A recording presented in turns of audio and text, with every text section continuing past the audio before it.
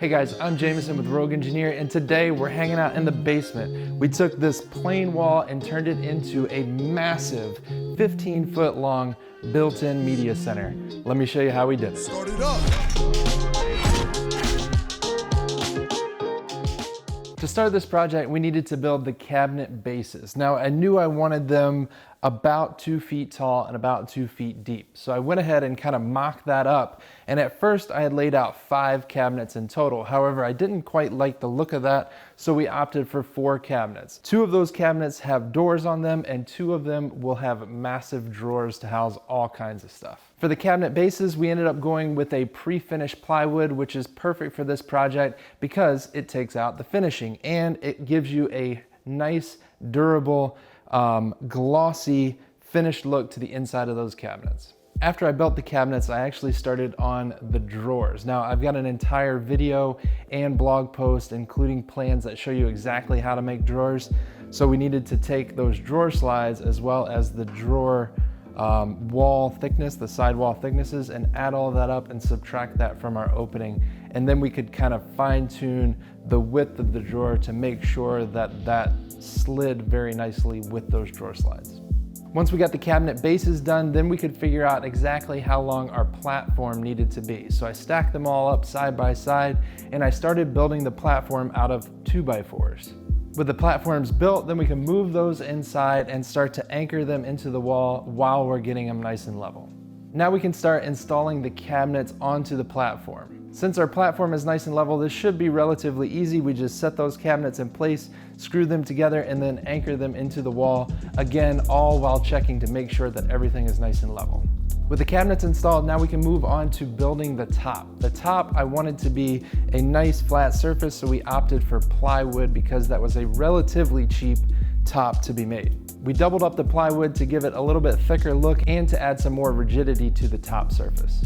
Since this is a 15-foot long top, I needed to make sure that the seam was nice and flush in the middle, so we used some biscuit joints to make sure that that would come together nice and flush, as well as some pocket screws to make sure that it would stay together, and we overlapped that lower support or that doubling up of that plywood below it to make sure that we could tie it all in nice and tight. To finish off the top of the media center, we wanted to flank both sides of the TV with bookcases. So we built those out of plywood, and we measured, once the top was done, we measured from the top to the ceiling to make sure that we could get that measurement just right.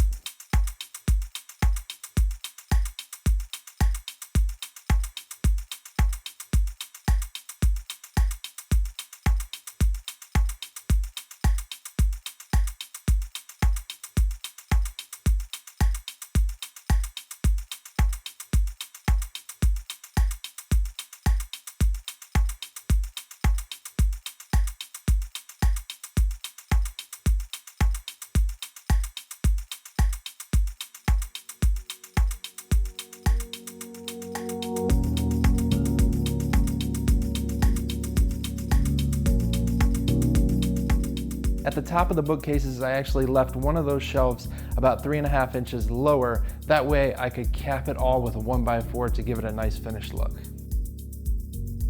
Now, I opted to install the bookcases before trimming everything out with a nice 1x2 face frame. However, the 1x2 face frame could be installed during the bookcase assembly. So like I said, we started measuring and cutting down all of those 1x2s and installing them to the face of those bookcases.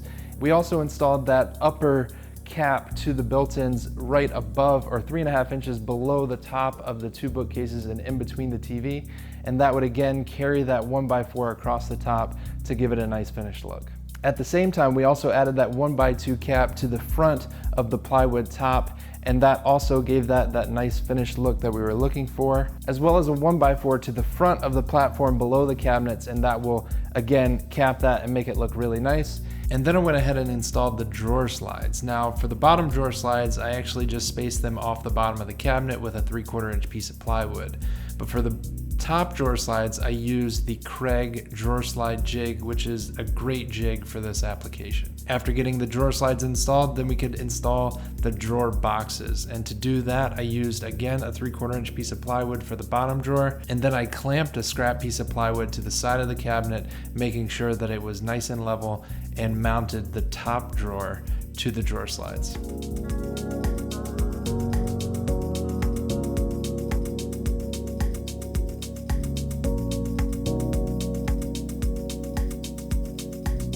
For projects like this, a lot of the work that's going to make a big difference in finishing is going to be prepping the space. So we ended up using DAP's extreme stretch caulk to make sure that everything was caulked in, and filling those a little bit larger than what we would like to have gaps.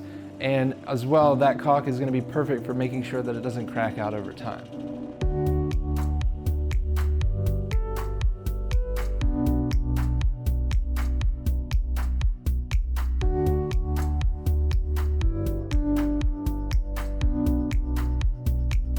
For all the other joints and nail holes, we ended up filling those with DAP's premium wood filler, which is the perfect product for filling any imperfections in wood. With all the filling and sanding and caulking out of the way, then we can move on to priming and painting this massive structure. The way that we did that was in place, and we ended up taping everything off with a tape gun and some paper tape, as well as some plastic to cover up the surfaces from any overspray. Then we used our airless sprayer to make sure that we coated all of the surface with a nice primer, and then came back and sanded those surfaces before we moved on to the paint. For the paint color, we wanted something a little bit lighter, so we opted for natural cream, and that was in Benjamin Moore's Advanced Paint, which is going to give us a little bit harder shell and make for a more durable finish. Now, when it came to the drawer fronts and the doors and the side panel, I actually went ahead and had those made by Elliott Woodworking in Pontiac, Michigan, which is right around the corner from us, and they do an excellent job. It was just one of those projects that I didn't quite have enough time to build those doors myself, and I also just wanted them to be perfect, and I know they could do that. Once we got the doors in, we started installing those as well as the drawer fronts. The drawer fronts, the way that I do that is with hot glue. However, my first attempt at that, or first couple attempts, did not end up so well because the drawer fronts are so large and heavy.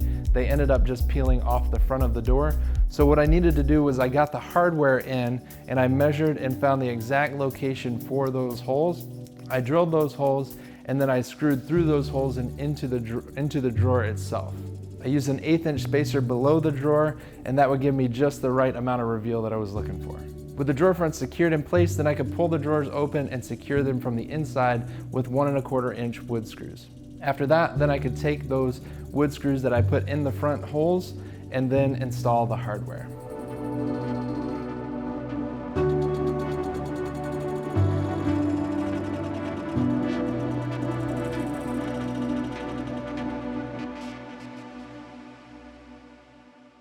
Now, when it came to installing the cabinet doors, luckily the holes were already drilled in the cabinets or bored into the cabinet rails. And I actually had the cabinet door maker make me a jig, which is the process that I use for installing cabinet doors into the boxes. If you want more detail on that, I've actually got an entire video showing exactly how to install cabinet doors into frameless cabinets just like this. Another thing I wanted to mention is that if you're noticing this sweet walnut coffee table, we actually built this out of 1 sheet of plywood, and I'm going to be putting a video out on that very soon, so stay tuned for that one.